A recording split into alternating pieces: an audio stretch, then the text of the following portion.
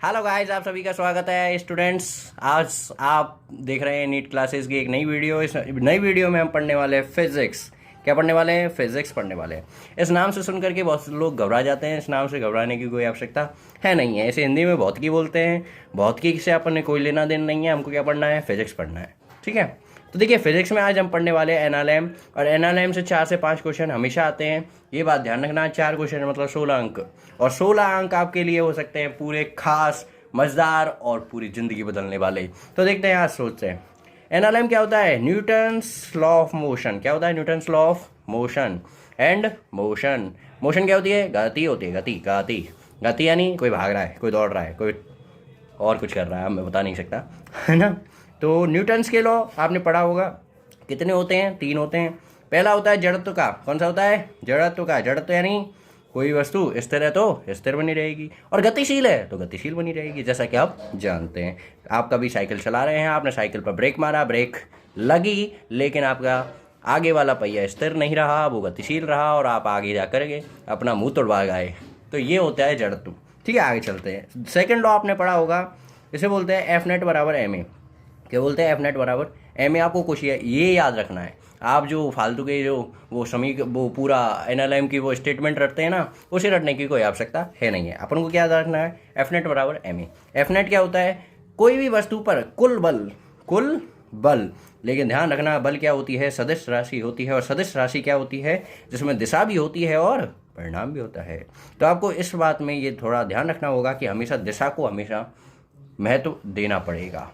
ठीक है, तो महत्व देते देते हम तीसरे लॉ पर चलते हैं। तीसरा लॉ क्या होता है? तीसरा लॉ होता है क्या होता है? क्रिया प्रतिक्रिया का नियम। क्या होता है? क्रिया और प्रतिक्रिया। जैसे आपने किसी को थप्पड़ मारा तो वो आप में थप्पड़ मारेगा, तो ये क्रिया, और दूसरी उसके विरुद्ध हो गई प्रतिक्रिया। दिखा कि नहीं दिखा? अरे फील हुआ कि नहीं हुआ? देखो, फिजिक्स को फील नहीं करोगे तो जब तक समझ में नहीं आने वाली फिजिक्स। ये फिजिक्स होती है। ठीक है, अब क्रिया प्रतिक्रिया का एक उदाहरण देखिए। रॉकेट जा रहा है। कौन जा रहा है? रॉकेट। रॉकेट देखा होगा सर, रॉकेट है, ये रॉकेट है। रॉकेट वाले क्वेश्चंस भी आते हैं, उन्हें बताएंगे बाद में। ठीक है, ये रॉकेट है। रॉकेट में क्या होता है? ये नीचे की ओर क्या लगाता है? क्रिया। क्रिया कौन लगाता है? ईंधन लगाता है। कौन लगाता है? ईंधन। जो ईंधन होता है, ईंधन के रूप में रॉकेट फ्यूल होता है। रॉकेट फ्यूल के रूप में H2+O2 को लिया जाता है। ठीक है, तो इनको लिया जाता है, और ये क्या लगाते हैं? नीचे की ओर बल लगाते हैं। क्या लगाते हैं? बल। इस बल के कारण इस रॉकेट पर एक दूसरा बल लगता है। कौन सा बल लगता है? दूसरा बल लगता है। तो ये क्या हुई? क्रिया। उसके विरुद्ध क्या हुई? प्रतिक्रिया। बताइए, रॉकेट उड़ा, किसके कारण उड़ा? प्रतिक्रिया बल के कारण उड़ा। किसके कारण उड़ा? प्रतिक्रिया बल के कारण। आगे चलते हैं। आगे चलना है तो बिल्कुल सीधी सी बात है। अब पढ़ना है अपन को एनालैम। एनालैम पढ़ा, न्यूटन्स के लॉ हो गए। न्यूटन्स के लॉ में सबसे अच्छा क्वेश्चन बनता है लिफ्ट का, क्योंकि हर बार क्वेश्चन जो आते हैं वो लिफ्ट के आते हैं। इसके आते हैं लिफ्ट के। लिफ्ट आपने देखी होगी, कोई भी होटल में गए होंगे, होटल में क्या होती है? लिफ्ट्स होती हैं। लिफ्ट में क्या करते हैं आप? गेट खुलता है और आप अंदर उसके अंदर चल जाते हैं। माना आप चले गए और आपका नाम क्या है? ऐश्वर्या। कौन है? ऐश्वर्या। आप नहीं जानते ऐश्वर्या राय कपूर को? नहीं जानते? बिल्कुल जानते होंगे सर, ये बहुत फेमस है। ठीक है, हम भी फेमस है। तो देखिए, माना ऐश्वर्या का वजन कितना है? M, small M. मानते हैं कितना है? Small M. माना कि नहीं माना? मान लिया यार। तो देखिए, जैसा कि न्यूटन कहता है, न्यूटन जी कहते हैं, न्यूटन कौन है? अपना जीजा। कौन है? जीजा, बड़ा जीजा। ध्यान रखना, न्यूटन कौन है? जीजा। ठीक है, जीजा जी ने कहा था, क्या कहा था? कि हर किसी वस्तु पर, कोई भी वस्तु हो, हमेशा उस पर जो गुरुत्वीय बल लगता है वो कहाँ लगता है? नीचे की ओर लगता है। और कितना लगता है? उसका जो द्रव्यमान होता है उसके, और इनटू गुरुत्वीय जो त्वरण होता है। कौन होता है? गुरुत्वीय त्वरण। गुरुत्वीय त्वरण का मान स्मॉल जी होता है। स्मॉल जी का मान कितना होता है? 9.8 लिख देते हैं, कभी कभार 10 भी लिख देते हैं। ठीक है, इसे ऐसे लिख देते हैं कभी कभार π²। तो घबराने की बात नहीं है, ध्यान रखने की बात है कि हमेशा ध्यान रखना, जीजा जी ने कहा है तो जीजा जी की माननी पड़ेगी कि हमेशा कोई भी वस्तु है, हमेशा उसका गुरुत्वीय बल होगा वो नीचे की ओर लगेगा, पृथ्वी की ओर लगेगा। आप कहीं ऐसे सोच रहे हो कि कोई आदमी, ये पृथ्वी है, ये माना ये क्या है? पृथ्वी। पृथ्वी पर कोई आदमी क्या कर रहा है? उल्टा लटका हुआ है। क्या कर रहा है? शीर्षासन कर रहा है। ठीक है, शीर्षासन कर रहा है, तो उस पर क्या लग रहा चाहिए? mg। अब इसका नीचे कहाँ है? यहाँ है, तो क्या mg यहाँ लगेगा? नहीं लगेगा सर, नहीं लगेगा, आप गलत सोच रहे हैं। mg हमेशा पृथ्वी की ओर लगेगा। तो ध्यान रखिए, शीर्षासन ना करें, और फिजिक्स पर हमेशा जीजा जी की बात पर ध्यान देते चलें। चलो, तो चलते हैं हमारे ऐश्वर्या राय कपूर के पास। ऐश्वर्या राय कपूर से मिले, ऑटोग्राफ लिया। ऑटोग्राफ लेते लेते हमने पूछा कि आपका वजन कितना है? वजन बता दिया उन्होंने, कितना बताया, स्मॉल एम बताया, स्मॉल एम लगा कर हमने नीचे लगा दिया स्मॉल एम जी। बोलो जीजा जी की बात मानी, ऐश्वर्या की बात मानी। अब मानते हैं एक और बात होती है किसकी, फिजिक्स के गुरु की। फिजिक्स का गुरु कौन है, अभी तो मैं ही हूँ, है ना।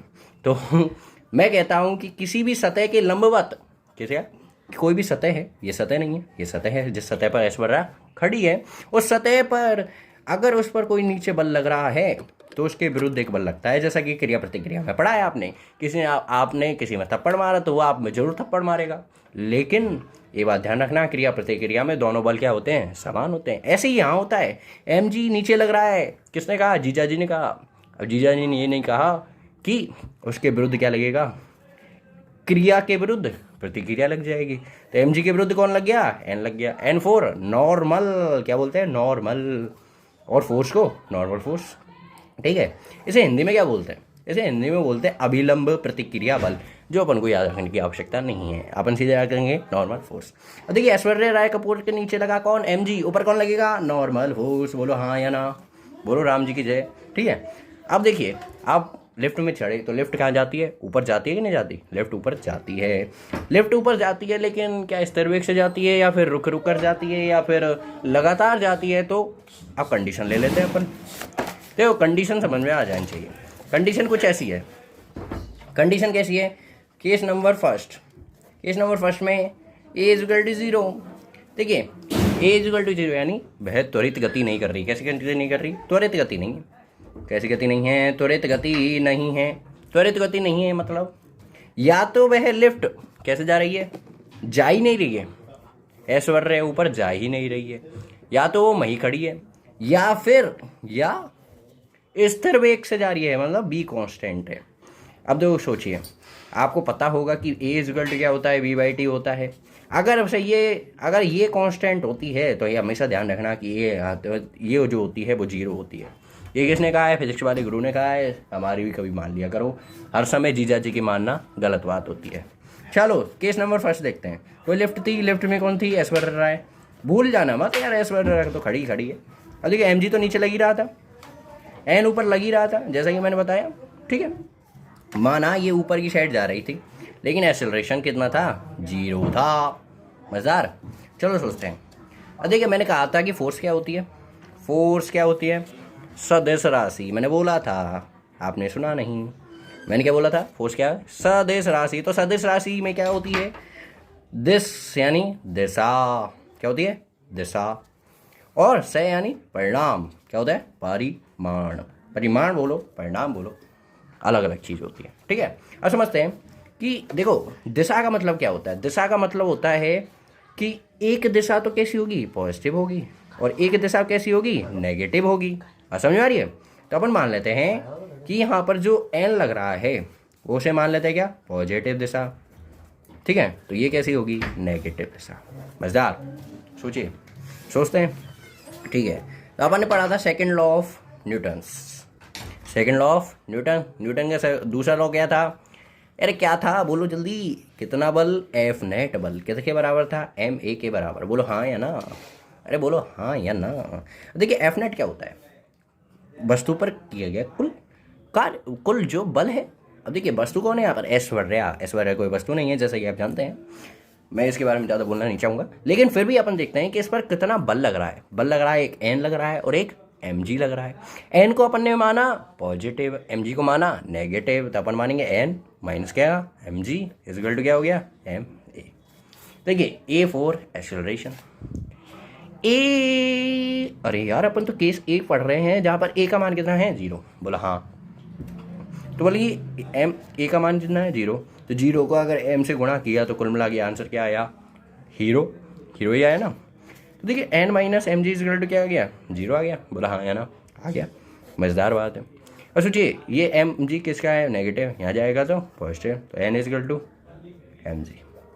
ध्यान रखना, अगर कोई लेफ्ट इस तरह, कौन है स्थिर, कौन है लेफ्ट, स्थिर, या फिर समान वेग से, कैसे, समान वेग से गतिशील है, समान वेग से क्या है, गतिशील, तो उस पर हमेशा जो नॉर्मल फोर्स होगा वो एम जी के बराबर होगा।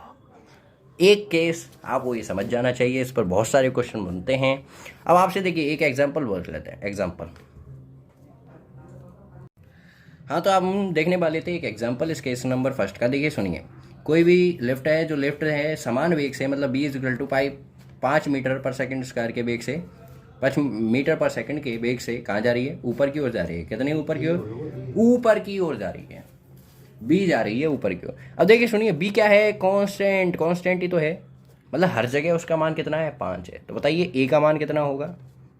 0 होगा, मैंने बोला था। देखिए यहाँ देखिए, अगर बी कांस्टेंट होगा, बी हमेशा कांस्टेंट होगा। कांस्टेंट यानी, कांस्टेंट यानी क्या होता है? सबसे पहले ये समझ लीजिए, कोई भी संख्या होगी वो कांस्टेंट होगी अगर वह पथ पर डिपेंड नहीं कर रही। किस पर?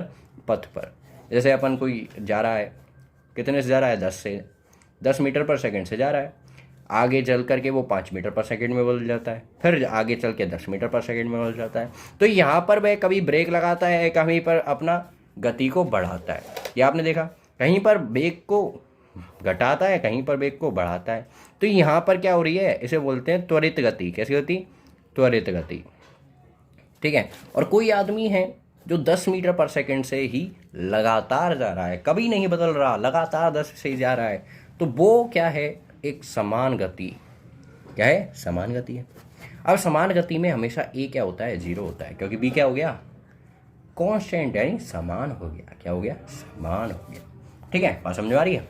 बिल्कुल, आगे चलते हैं। अब देखिए, अपन ने देखा एग्जाम्पल में कौन था? कोई लिफ्ट थी जो 5 मीटर पर सेकंड से ऊपर की ओर जा रही थी। यहाँ पर कोई आदमी खड़ा था जिसका वजन कितना है? 20 किलो। कितना वजन है? इसका वजन m इक्वल टू 20 किलो दे रखा था। ठीक है। आपसे पूछा क्या था? आपसे पूछा था कि इस आदमी का, ये जो आदमी है, इस आदमी का असली भार क्या होगा? कौन सा भार? असली भार। जो इसका खुद का भार है वो क्या होगा? और आदमी का जो आभासी भार है, आदमी का कौन सा भार? आभासी भार, वो कौन सा होगा? क्या होगा? बताइए। बहुत अच्छे क्वेश्चन है, तो अच्छे क्वेश्चन को अच्छे तरह करना चाहिए। अब देखिए सुनिए, अपन को क्या करना है? बस कुछ नहीं करना है, ये लिफ्ट बनानी है। ठीक है, लिफ्ट देखिए, लिफ्ट में कोई आदमी खड़ा था। देखिए इसका 20 किलो वजन है, तो नीचे की ओर कौन लगेगा? 20 तो इसका वजन है और जी लगता ही है। ठीक है, ऊपर की कौन का लगेगा? नॉर्मल फोर्स लगेगा। बोलो हाँ या ना? हाँ। लिफ्ट कितने से जा रही है? 20 इक्वल टू 5 से, लेकिन ए कितना है? 0 है। तो कौन सा केस लग गया? पहला केस। जब पहले केस में क्या होता है कि n इक्वल टू mg होता है, जैसा कि आपने देखा था नहीं देखा था? देखा था। अब सुनिए, देखिए n इक्वल टू कितना हो जाएगा? 20 g हो जाएगा। तो n इक्वल टू कितना हो गया? 200 हो गया। 200 हो गया। बोला हाँ या ना? जी का मान 10 लगा दिया तो 200 हो गया n का मान। अब सुनिए, आदमी का असली भार जो होता है, क्या होता है? आदमी का जो असली भार होता है वो कितना होगा? 200। ये जो आदमी का असली भार होता है उसे हमेशा ही mg बोला जाता है। क्या बोला जाता है? mg। हमेशा ही क्या? आदमी का असली भार क्या होगा? हमेशा ही mg होगा। जबकि जो आभासी भार होता है, कौन सा है? आभासी भार। ये क्या होता है? Normal force. ये जो नॉर्मल का जो मान निकलेगा वो क्या होता है? उसका आभासी भार। तो अपन ने पहले केस में देखा कि उसका जो असली भार है और वो आभासी भार है वो क्या है? बराबर है। तो इसमें हमारी तो गलती नहीं है, तो इसका मान भी कितना आएगा? 200 आएगा। अब देखिए अगले केसों में, जब अगली वीडियो में अपन अगले केसों के बारे में चर्चा करेंगे तो उनके बारे में हम और डिस्कस करेंगे और जानेंगे और केस पढ़ेंगे। वाई।